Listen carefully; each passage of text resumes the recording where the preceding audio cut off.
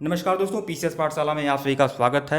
यह NCERT history fact का भाग 21 है और इसके पहले का वीडियो अगर आप लोगों ने नहीं देखा है तो प्लेलिस्ट में जाइएगा। एनसीईआरटी हिस्ट्री फैक्ट के नाम से प्लेलिस्ट बनी हुई है।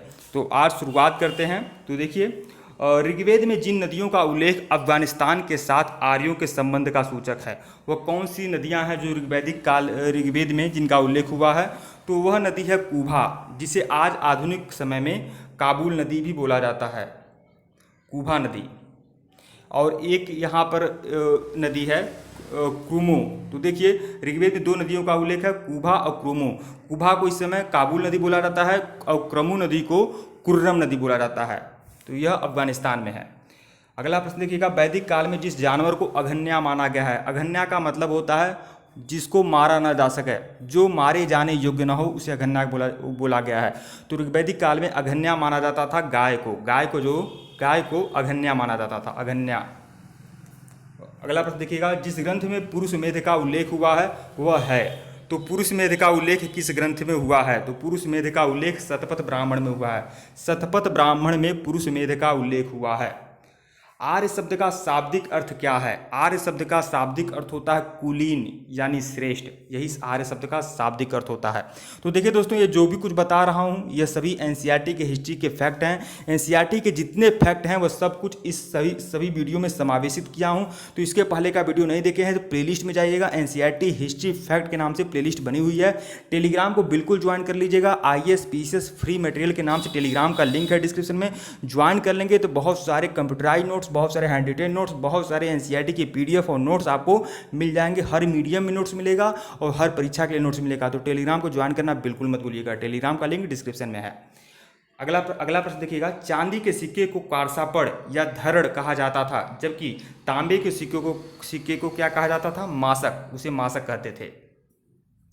3 आश्रमों ब्रह्मचर्य, गृहस्थ, वानप्रस्थ का उल्लेख सर्वप्रथम मिलता है। तो देखिए, ब्रह्मचर्य, गृहस्थ और वानप्रस्थ तीनों आश्रमों का उल्लेख आपके छांदोग्य उपनिषद में मिलता है। लेकिन चारों आश्रमों का उल्लेख किसमें मिलता है? तो वह मिलता है जाबालू उपनिषद में। जाबालू उपनिषद में इसका उल्लेख बाद में कर दूंगा, बाद में मिलेगा आपको। लेकिन तब तक के लिए यही जानिए कि ब्रह्मचर्य, गृहस्थ और वानप्रस्थ इन 3 आश्रमों का उल्लेख जो मिलता है वह छांदोग्य उपनिषद में मिलता है। इसके पहले आप लोग को बता चुका हूँ कि छांदोग्य उपनिषद में बुद्ध के जो 4 आर्य सत्य लिए गए हैं, बुद्ध ने जो 4 आर्य सत्य लिया है वह छांदोग्य उपनिषद से लिया है। महावीर स्वामी ने जियो और जीने दो का जो सिद्धांत लिया है वह भी छांदोग्य उपनिषद से लिया है। छांदोग्य उपनिषद में ही कृष्ण और उनके गुरु घोर अंगिरस का उल्लेख है, वह भी छांदोग्य उपनिषद से ही लिया गया है। मतलब कृष्ण का सबसे पहले उल्लेख भगवान श्री कृष्ण का छांदोग्य उपनिषद में ही है।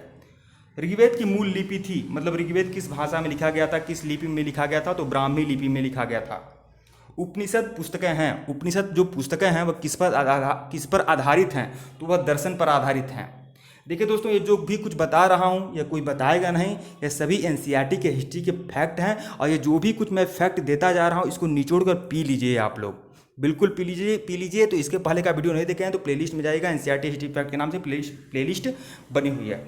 अगला प्रश्न देखिएगा, 4 वेदों के विषय संबंधित थे। तो देखिए, ऋग्वेद में क्या है? ऋग्वेद में स्रोत और प्रार्थनाएं हैं, मतलब श्लोक है केवल ऋग्वेद में। स्रोत और देवताओं के लिए प्रार्थनाएं हैं ऋग्वेद में। सामवेद में क्या है? सामवेद जो है वो संगीतमय स्रोत है, उसमें संगीत की रचना की गई है सामवेद में। सामवेद विश्व का एक ऐसा पहला ग्रंथ था, सबसे प्राचीन ग्रंथ है जो संगीत का जनक माना जाता है। मतलब सा रे गा मा पा धा नि सा, ये जो संगीत के स्वर हैं सबसे पहले सामवेद में ही उसका उल्लेख किया गया है। यजुर्वेद में क्या है? स्रोत और कर्मकांड है, स्रोत और कर्मकांड का उल्लेख है यजुर्वेद में। अथर्ववेद में तंत्र मंत्र एवं वशीकरण का उल्लेख जो है अथर्ववेद में है। ऋग्वेद काल की सबसे प्रसिद्ध नदी, तो देखिए ऋग्वैदिक काल की जो सबसे प्रसिद्ध नदी थी वह नदी थी सरस्वती नदी। सरस्वती नदी इस समय नहीं है, विलुप्त हो चुकी है। ऋग्वैदिक काल की जो सबसे प्रसिद्ध नदी थी वह थी सरस्वती नदी। सरस्वती नदी को नदीतमा भी कहा गया है, नदीतमा। देखिए, नदी तमा मतलब नदियों की माँ। तो सरस्वती नदी सबसे प्रसिद्ध थी और सरस्वती नदी सबसे प्रमुख थी, उसे नदियों की माँ बोला जाता था। जबकि सबसे ज़्यादा वर्णन किस नदी का हुआ है? तो सिंधु नदी का हुआ है, इसके बारे में बता चुका हूँ आप लोग को।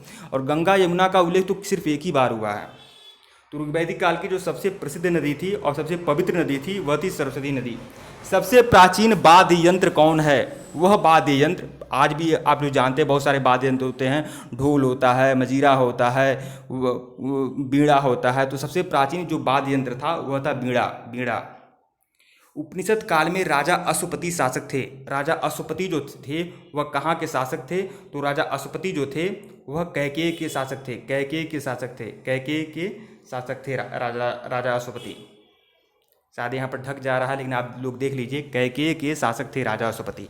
ठीक है, तो वीडियो को लाइक और चैनल को सब्सक्राइब करिएगा। डिस्क्रिप्शन में टेलीग्राम का लिंक है, ज्वाइन जरूर कर लीजिएगा। एक बात और कहना चाहूँगा आप लोगों से, हमारा सेकंड चैनल है बुक्स अड्डा के नाम से। बुक्स अड्डा का लिंक डिस्क्रिप्शन में है। बुक्स अड्डा इसलिए बहुत खास है पूरे यूट्यूब में, क्योंकि बुक्स अड्डा में मैं सिर्फ बुक्स के बारे में जानकारी देता हूं, जो भी धार्मिक, साहित्यिक, ऐतिहासिक, मनोवैज्ञानिक, वैज्ञानिक दृष्टिकोण वाली जो पुस्तकें होती हैं या जो भी कंपटीशन वाली जो भी पुस्तकें होती हैं सबका रिव्यू करता हूं, उसके बारे में बताता हूं और उसका लिंक प्रोवाइड करता हूं कि ताकि आप लोग ऑनलाइन परचेज कर लीजिए। और सबसे बड़ी बात कि मैं उन सभी पुस्तकों का मैं आपको निःशुल्क PDF प्रोवाइड कराने का प्रयास करता हूं। तो बुक्स अड्डा को आप लोग जरूर सब्सक्राइब कर लीजिएगा, लिंक डिस्क्रिप्शन में दिया गया है। तो बुक्स अड्डा को भी आप सब्सक्राइब करिएगा और टेलीग्राम को भी ज्वाइन कर लीजिएगा। वीडियो को लाइक और चैनल को सब्सक्राइब करिए दोस्तों। धन्यवाद आप लोग को।